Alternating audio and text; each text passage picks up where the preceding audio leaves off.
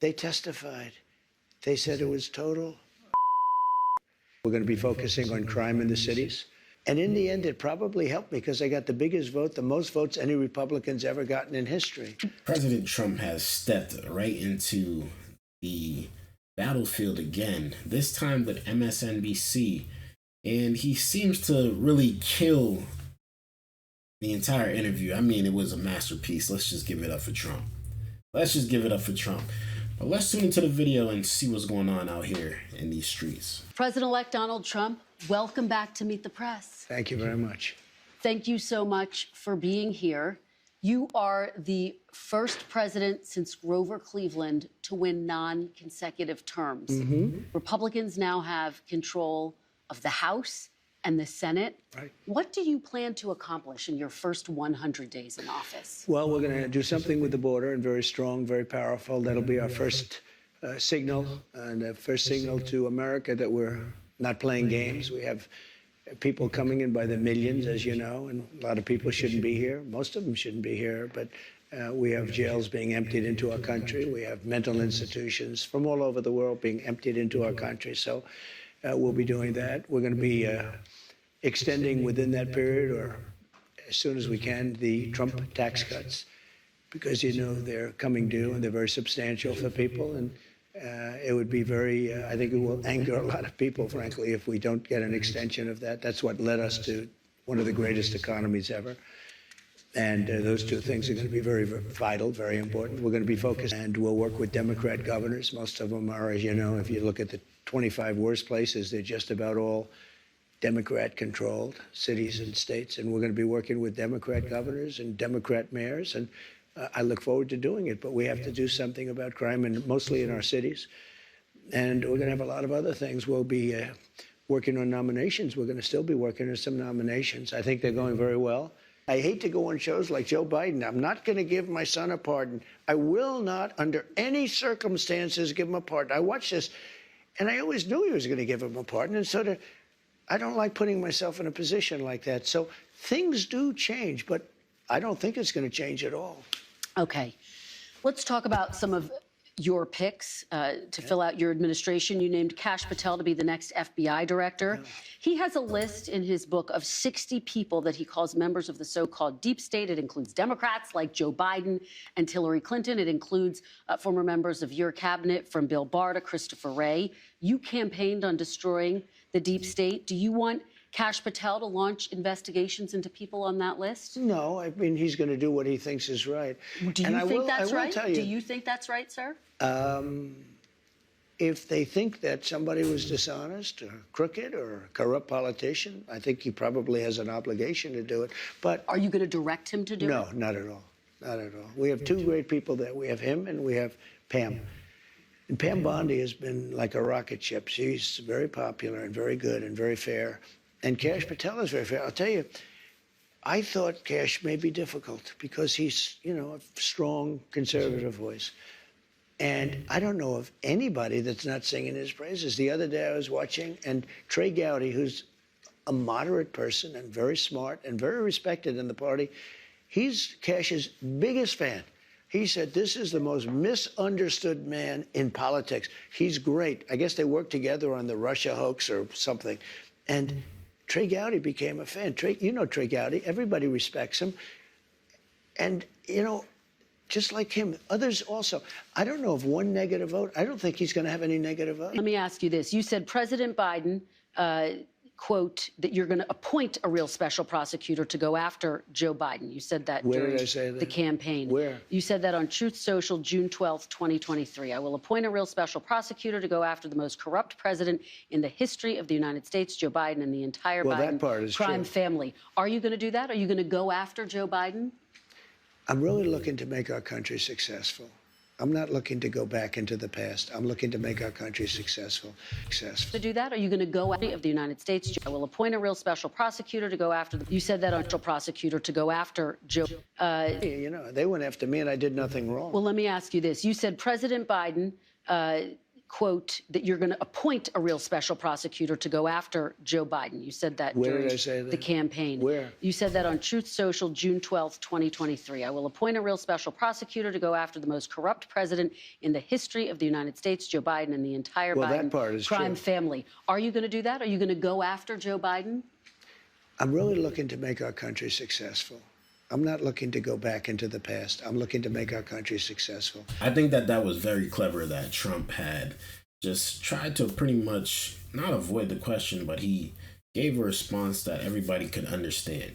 He's not trying to go out these next 4 years and go after Joe Biden for what he has done, or go after the Democratic Party for what they have done to him, even though they put him through the fire these last couple of years. He's not trying to do that. He's just trying to make it right, make it successful, make sure that his legacy is appreciated, and that will speak for itself. And I like the way he's coming this year. But I, while you ask me that, what they've done to me with weaponization is a disgrace. We'll get to some of that, No, sir. wait. You can't do one without the other. In the history of our country, nothing like this has ever happened. And I've won these cases. I've won every one, and the rest are in the process of being won. Deranged Jack Smith is on his way back to The Hague, where he can execute people. This is where he should have stayed. I think he's dangerous even being there. But I'll tell you what they've done to me in terms of weaponization, indictments, impeachments, and everything else. And in the end, it probably helped me because I got the biggest vote, the most votes any Republican's ever gotten in history. Everybody seen from their point of view, the majority of the people understood what was going on, how the justice system was attacking him, how the media was turning against him, trying to be biased towards the Democrats. Every normal person watching this stuff on television realized how he was being attacked. And a lot of people felt, honestly, they felt very, very bad. They felt bad for him because all he's trying to do is claim back his territory. That's all he's trying to do. And they tried everything in their power to try to stop him. They really did. And it didn't work.